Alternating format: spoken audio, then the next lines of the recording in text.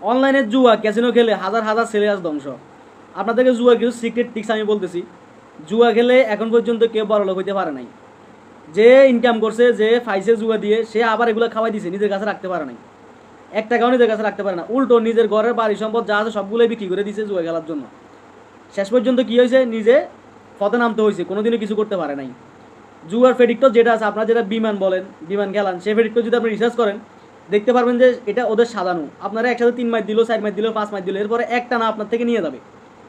নিয়ে যাওয়ার পর আপনার অ্যাকাউন্টে যেগুলো আছে সেগুলো সব ক্রস, সেগুলো সব শেষ। তারপর আপনার কাছে একটা জিনিস মাথায় ঘুরবে, সেটা হচ্ছে আমি 500 টাকা ঢুকেলাম, 1000 টাকা ঢুকেলাম, এগুলো দিয়ে 1500-2000 টাকা লাভ করলাম, হয়তো এখন হারিয়ে গেছে, আবার জিততে পারবো। এই সিস্টেমে আপনি আবার টাকা ঢুকেলেন, আবার খাওয়াইলেন, আবার টাকা ঢুকেলেন, আবার খাওয়াইলেন, শেষ পর্যন্ত নিজে যা ছিল ওদের টাকা তো আপনি খাওয়াইছেন, যেগুলো আপনার লাভ দিছে দিছে, ওরা টাকাগুলো নিয়ে গেছে। কিন্তু শেষ সময় এসে আপনাকে লোভ দেখা আপনার টাকাগুলো নিয়ে গেছে। যারা ক্যাসিনো খেলে, জুয়া খেলে, আমি মনে করি যখন খেলে তাদের মস্তিষ্কে কোনো কাজ করে না।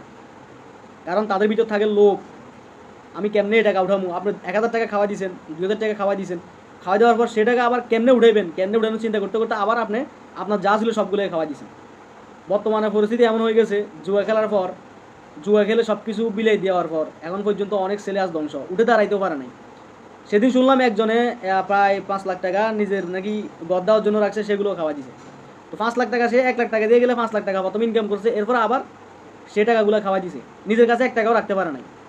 তো যারা জুয়া খেলেন, জুয়ার প্রতি আসক্ত, তাদের কাছে আমার একটা রিকোয়েস্ট, আপনারা জুয়া আর খেলিয়েন না। জুয়াতে কোনোদিন কিছু করতে পারবেন না, হারাম দিয়ে কোনোদিনই কিছু করতে পারবেন না।